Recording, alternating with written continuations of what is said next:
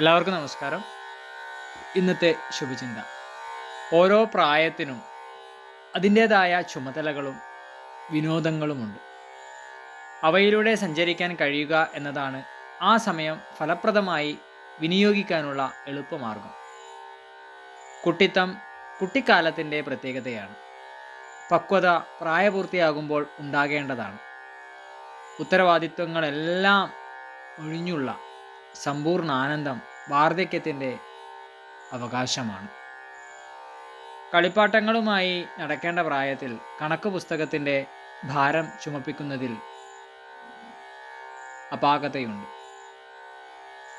ശമ്പളം വാങ്ങുന്ന സമയത്ത് പെൻഷൻ വാങ്ങുന്നവരുടെ മനോഭാവവും കുറ്റകരമാണ്.